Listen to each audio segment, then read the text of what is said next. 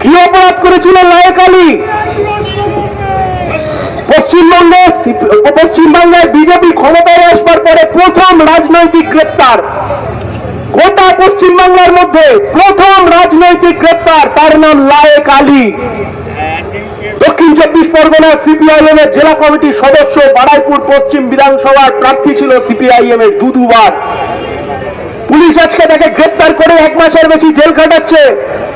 কেন? কি অপরাধ লায়েক আলী? না, লায়েক আলীর অপরাধ বিজেপি ক্ষমতায় আসবার পরে বারাইপুরের বুকে ছোট্ট বাচ্চা মেয়েটিকে যেভাবে খুন এবং ধর্ষণ করা হলো, তার বিচার চেয়ে তার বিরুদ্ধে প্রতিবাদ করে লায়েক আলী পুলিশের বিরুদ্ধে সেখানে প্রতিবাদ করতে গেছিল।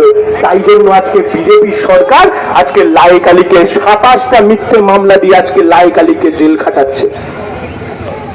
আমি কেবল আপনাদের কাছে একটাই কথা বলে যেতে পারি, আমাদের পার্টির তরফ থেকে আমরা আপনাদেরকে একটাই কথা বলে যেতে পারি, অনেক লড়াই, আত্মত্যাগ, কষ্ট, ঘাম, রক্ত সব দিয়ে লাল ঝান্ডা তৈরি হয়েছিল, লাল ঝান্ডা চলছে।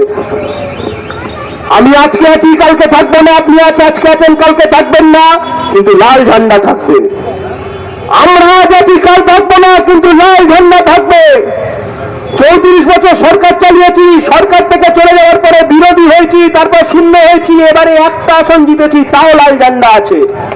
আর জেনে রাখুন, আজকে 27টা ধারায় মামলা দিয়েছে শুভেন্দু অধিকারীর পুলিশ, 27টা ধারায় মামলা দিয়েছে লায়েক আলীর বিরুদ্ধে, 27টা ধারায়। ভেবেছে লায়েক আলীকে দিনের পর দিন জেল খাটাবে। তুমি একটা লায়েক আলীকে যদি জেল খাটাও, রাস্তায় সিপিআইএম লাখ লাখ লায়েক আলী তৈরি করে কাঁধে লাল ঝান্ডা ধরিয়ে দেবে।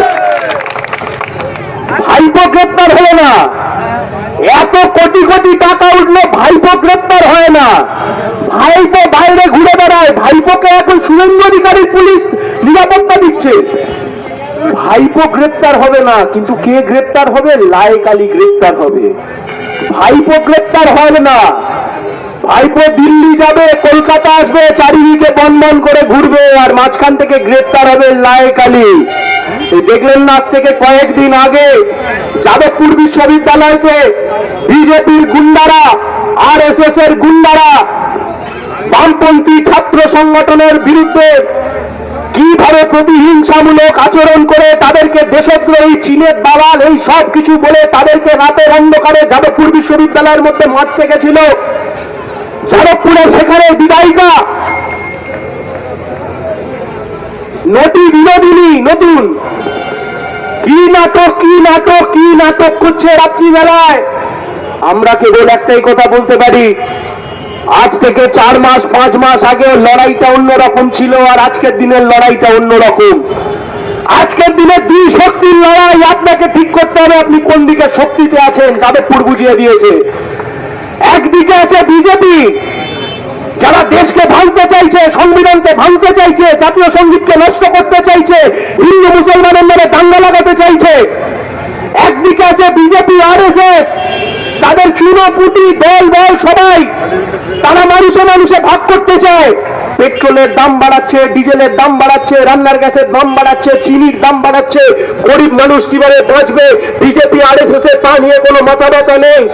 তাই আপনি যদি ঠিক করে থাকেন এই বিজেপি আরএসএস এর বিরুদ্ধে আপনি লড়াই করবেন, আপনি যদি মনে করে থাকেন এই বিজেপি আরএসএস এর বিরুদ্ধে আপনি লড়াই করতে চান, হতে পারে আপনি আমাদেরকে অনেকদিন ভোট দেননি, হতে পারে আপনি কখনো আমাদের সাথে ছিলেন, মাঝখানে চাপে পড়ে তৃণমূলের মিছিলে হেঁটেছেন, হতে পারে আপনি আমাদের সাথে কখনো ছিলেন না, কিন্তু একটাই এজেন্ডা।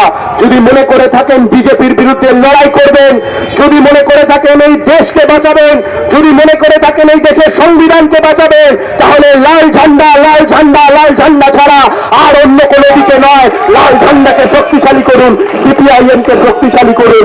আগামী দিনে গরিব, খেটে খাওয়া সাধারণ মেহনতি মানুষ, সেই মানুষ আরো যাতে শক্তিশালী হয় তার ব্যবস্থা করতে হবে আমাদেরকে। কি অবস্থা স্কুলগুলোর? 15 বছর ধরে লাটে তুলেছে সরকার, ছেলেমেয়েরা যাবে কোথায়, খাবে কোথায়, চাকরি কোথায়, কাজ কোথায়, কোনো ঠিক নেই। শুভেন্দুবাবু সরকার এসে নতুন একটা আইন তৈরি করে দিল, আইনের নাম গুন্ডা দমন আইন। আইনের মানে কি? আপনাকে যদি সরকার মনে করে গুন্ডা, তাহলে বিনা কারণে 100 দিন ধরে আপনাকে জেল খাটাতে পারে, 1 বছর 365 দিন। 365 দিন শুভেন্দুবাবু সরকার আপনাকে জেল খাটাতে পারে কোনো কারণ ছাড়াই, শুধু যদি সরকার মনে করে আপনি গুন্ডা। বিজেপি কাকে গুন্ডা মনে করে? বিজেপির সাংসদ বলছে নেতাজি সুভাষচন্দ্র বসু গুন্ডা ছিল। আরে নেতাজি সুভাষচন্দ্র বসু যদি গুন্ডা হয়ে গিয়ে থাকে তাহলে আমরা সবাই গর্বিত গুন্ডা। আপনার যত গুন্ডা যাবে না ইয়াকে লাগান আমাদের উপরে। একটা সরকার এলো বললো সবাইকে 3000 টাকা করে দেবো, মহিলাদেরকে অন্নপূর্ণা যোজনা, বলে সবাইকে 3000 টাকা দেবো অন্নপূর্ণা যোজনার টাকা। রাতে ঘুমলে মা অন্নপূর্ণা, দিনে জাগলে পাড়ার অন্নপূর্ণা। বিজেপিকে পেছন থেকে তাড়া করছে, বলে দে পয়সা দে, পয়সা দে। ভোটের আগে অন্নপূর্ণা যোজনা, আর ভোটের পরে যোগ্য অযোগ্য কে পাবে কে পাবে না, কার বাবা কার মা কার কাকা কার যেটা কি ইনকাম করেছে তা দেখবো। ভোটের আগে তো এসব গল্প দাওনি। তাই আমরা বলছি বিজেপির এখন অবস্থা হয়েছে দেখবেন, সবে 100 দিন হয়েছে, ছেড়ে দেওয়া কেঁদে বাঁচি অবস্থা বিজেপির। অন্নপূর্ণা যোজনা নিয়ে, অন্নপূর্ণা যোজনায় বিজেপির অবস্থা, রাতে ঘুমোতে গেলে মা অন্নপূর্ণা, আর সকালে ঘুম থেকে উঠলে পাড়ার অন্নপূর্ণা। সবাই মিলে বলছে বাবা এ যা কেচ্ছা করেছো এত সহজে তোমায় আমি ছাড়বো না। বললে বাংলা স্কুলগুলোকে বাঁচাবো, বললে পশ্চিমবাংলা শিক্ষা ব্যবস্থাকে বাঁচাবো, ছেলে মেয়েদেরকে কাজ দেবো, এই সব গাল গল্প দিলে। বললে অন্নপূর্ণা ভান্ডার দেবো, অন্নপূর্ণা ভান্ডার দিল না, তসলিমা নাসরিন দিল। বললো অন্নপূর্ণা ভান্ডার, চোখ খুলে দেখছি তসলিমা নাসরিন। আমাদেরকে বলছে আমরা নাকি বাংলাদেশিদেরকে ঘাড়ে করে নিয়ে ঘুরে বেড়াচ্ছি। তসলিমা নাসরিনকে তুমি ঘাড়ে করে নিয়ে ঘুরে বেড়াচ্ছ, আমরা বেড়াচ্ছি, আমরা বেড়াচ্ছি, তুমি বেড়াচ্ছ তসলিমা নাসরিনকে ঘাড়ে করে নিয়ে। কেন না তসলিমা নাসরিন কিছু বইতে সংখ্যালঘু মুসলমান নিয়ে কিছু কথা বলেছে। বিজেপির অবস্থা কি জানেন? ওরা ভারতবর্ষের মধ্যে মোল্লা মোল্লা মোল্লা মোল্লা মোল্লা মোল্লা করে মোল্লাদের বিরোধিতা করে, আর ভারতবর্ষের বাইরে গেলেই মুসলিম মুসলিম মুসলিম মুসলিম মুসলিম মুসলিম করে শেখ সাহেবদের সামনে মাথা নিচু করে দেয়। এই রয়েছে বিজেপির অবস্থা। আপনি দেখবেন আরবে যাচ্ছে অন্যরকম, আর ভারতবর্ষে এক রকম। ওখানে যাচ্ছে ওখানে মুসলমান অন্যরকম, এখানে আসছে মোল্লা মোল্লা মোল্লা মোল্লা, বাংলাদেশ পাকিস্তান বাংলাদেশ পাকিস্তান। আবার পাকিস্তানে যাচ্ছে মাথা নিচু, আর অন্যদিকে চলে যাচ্ছে আরো আমির শাহিতে, সাহেবদের সামনে মাথা নিচু। আমরা তোমাদেরকে বলতে চাই মাথা নিচু করবার জন্য আমার দেশ জন্মায়নি, মাথা নিচু করবার জন্য ভারতবর্ষ স্বাধীন হয়নি, মাথা উঁচু করে চলবার জন্য স্বাধীন হয়েছে। মাথা উঁচু করে চলবে। ধর্মনিরপেক্ষ দেশ তৈরি করেছিল আমাদের বাপ কাকারা। স্বাধীনতার পর থেকে হিন্দু মুসলমান সবাই মিলে একসাথে রইলাম, কারুর কোনো গন্ডগোল নেই। দেশ স্বাধীনের পর থেকে হিন্দু মুসলমান একসাথে রইলাম, কারুর কোনো অসুবিধা নেই, কারুর কোনো গন্ডগোল নেই। তারপর ভারতবর্ষের মুখে সংঘ পরিবার তৈরি হলো, জনসংঘ তৈরি হলো, পরবর্তীকালে বিজেপি তৈরি হলো। কংগ্রেস ভেঙে বিজেপি সাহায্য করে, কংগ্রেস ভেঙে সেই সময় তো তৃণমূল কংগ্রেস তৈরি করলো। আমরা বলেছিলাম আসলে তৃণমূল হচ্ছে বিজেপি আর RSS এর দালাল। আমাদের দুর্ভাগ্য আমরা সেই সময় আপনাদেরকে বোঝাতে পারিনি। আজকে চোখ খুলে তাকিয়ে দেখুন, বুক ফুলিয়ে দালালি করছে তৃণমূল বিজেপি। চোখ খুলে দেখুন। খালি আপনাদেরকে আমরা যে কথা বলছি, বলুন তো এত সুন্দর একটা দেশ, এই দেশের মধ্যে এত মানুষ, তার এত বৈচিত্র্য, এত ভাষা, এত ধর্ম, সব এতদিন একসাথে ছিল। আজকে নাকি সবার সাথে সবার গন্ডগোল লেগে গেছে। কেন গন্ডগোল লেগে গেছে? তার কারণ ওই টালির চালা যেভাবে 15 বছর ধরে পশ্চিমবাংলাটাকে অশান্ত করেছে, ইমাম ভাতা মুয়াজ্জিন ভাতার পুরোহিত ভাতার নাম করে চাকরি বাকরি না দিয়ে মানুষে মানুষে ধর্ম ধর্ম করেছে।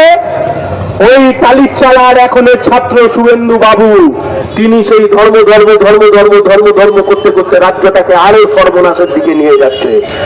ছেলে মেয়েদের কাজ কোথায়, চাকরি কোথায়, বাকরি কোথায়, এসব নিয়ে কোনো আলোচনা নেই।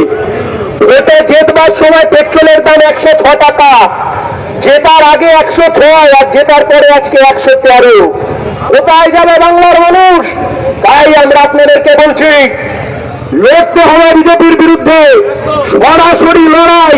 মাঝখানে কোনো মূল তৃণমূল জোড়া ফুল ওসব কিচ্ছু নেই। সরাসরি লড়াই ওইদিকে আরএসএস বিজেপি, আর এই দিকের লড়াই হচ্ছে লাল ঝান্ডার সাথে। আপনারা যারা মনে করছেন এই সময়তে দাঁড়িয়ে বিজেপি যেভাবে গোটা রাজ্যটাকে ধ্বংসের দিকে নিয়ে যাচ্ছে, গোটা দেশকে দাঁড়িয়ে ধ্বংসের দিকে নিয়ে যাচ্ছে বিজেপি, যেভাবে রান্নার গ্যাস, পেট্রোল, ডিজেল সবকিছুর দাম বাড়াচ্ছে, মানুষের জীবনকে অসহিষ্ণু করে তুলছে বিজেপি, এর বিরুদ্ধে যদি লড়তে চান লাল ঝান্ডাকে আরো শক্তিশালী করুন। মাথায় রাখবেন ওই লাল ঝান্ডাই আমাদের সবাইয়ের পেটে অন্ন তোলবার জন্য কৃষকদের সবচাইতে বড় বন্ধু। ওই লাল ঝান্ডাই শ্রমিকের সবচাইতে বড় বন্ধু। ওই লাল ঝান্ডাই সংখ্যালঘু পিছিয়ে পড়া মানুষের সবচাইতে বড় বন্ধু। ওই লাল ঝান্ডাই আমার পিছিয়ে পড়া হিন্দু ভাই যে অনেক দিক থেকে প্রতারণার শিকার হয়েছে গত আমলের সরকারের সময়তে, তার বন্ধু এই লাল ঝান্ডা। এই লাল ঝান্ডা অন্যায়ের বিরুদ্ধে দাঁড়িয়ে থাকবে। এই লাল ঝান্ডা কোন জুলুম সহ্য করবে না, আর এই লাল ঝান্ডা কাউকে রেয়াত করবে না। এই লাল ঝান্ডাকে শক্তিশালী করতে হবে, আরো শক্তিশালী জায়গায় নিয়ে যেতে হবে আমাদের লাল ঝান্ডাকে। যে কথা বলে আমি আমার কথা শেষ করব, এই যে দেখছেন এই একে ওকে তাকে দু চারটাকে অ্যারেস্ট করছে, আপনি যদি ভেবে থাকেন যে এই অ্যারেস্ট অপরাধের জন্য করেছে, অপরাধের জন্য গ্রেপ্তার করেনি, যে কাঁচা মাল তুলেছিল সেই মালের ভাগ বিজেপি পায়নি বলে গ্রেপ্তার করেছে। ভাইপোর কাছ থেকে পেয়েছে, এপারের থেকে ডিলিং হতে একটু দেরি হয়েছে বলে এটাকে গ্যারেজ করেছে, নাহলে এটাও বেঁচে যেত। আপনি জেনে রাখুন 2 মাস 3 মাস 4 মাস 5 মাস 6 মাস যেদিন ও জেল থেকে বেরোবে ও বিজেপির প্রতি আনুগত্য থাকবে, ভালো তৃণমূল হয়ে বিজেপির প্রতি আনুগত্য দেখাবে। যে কবরে চলে গেছে, যে কবরে শুয়ে পড়েছে, যে চিতায় উঠে গেছে, যে মারা গেছে, তাকে নিয়ে আর বিশেষ আলোচনা করে লাভ নেই। আজ থেকে 4 মাস আগেও তৃণমূল আমাদের মাঝে ছিল, 4ই মের পরে তৃণমূল কবরে চলে গেছে। ওকে টেনে তোলার মতো ক্ষমতার কারণ নেই, তার কারণ নিজের কফিনে নিজেই পেরেক মেরেছে, নিজের জানাজায় নিজেই পেরেক মেরেছে। তাহলে আজকের এই বিজেপির বিরুদ্ধে যে লড়াই তো থেমে থাকবে না। তাহলে বিজেপির বিরুদ্ধে আজকের যে লড়াই, এই লড়াইতে লাল ঝান্ডাকে আরো দায়িত্ব নিয়ে, কাঁধে দায়িত্ব নিয়ে সামনের দিকে এগিয়ে যেতে হবে।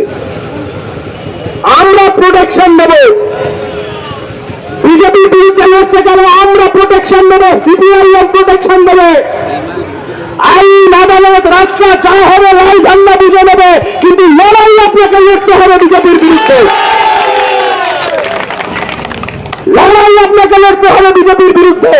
আর বিজেপির বিরুদ্ধে যখন লড়াই করতে যাবেন, মাথায় রাখতে হবে বিজেপির বিরুদ্ধে লড়াই করতে যাচ্ছি এমনি এমনি লড়াই করতে যাচ্ছি না। যেমনটা বললাম, বিজেপি যেভাবে দেশকে শেষ করতে চাইছে, রাজ্যকে শেষ করতে চাইছে, তার বিরুদ্ধে দাঁড়িয়ে বিজেপির বিরুদ্ধে আমরা লড়াই করছি। লড়বেন তো লড়াই, লড়বেন তো, একসাথে লড়বো তো। বলুন ইনকলাব, ইনকলাব, সিপিএম, বিজেপির বিরুদ্ধে সিপিএম লড়ছে, আরএসএস এর বিরুদ্ধে সিপিএম লড়ছে, আরএসএস এর বিরুদ্ধে সিপিএম লড়ছে, দেশকে বাঁচানোর জন্য সিপিএম লড়ছে, জিনিসপত্র দান করানোর দাবিতে সিপিএম লড়ছে।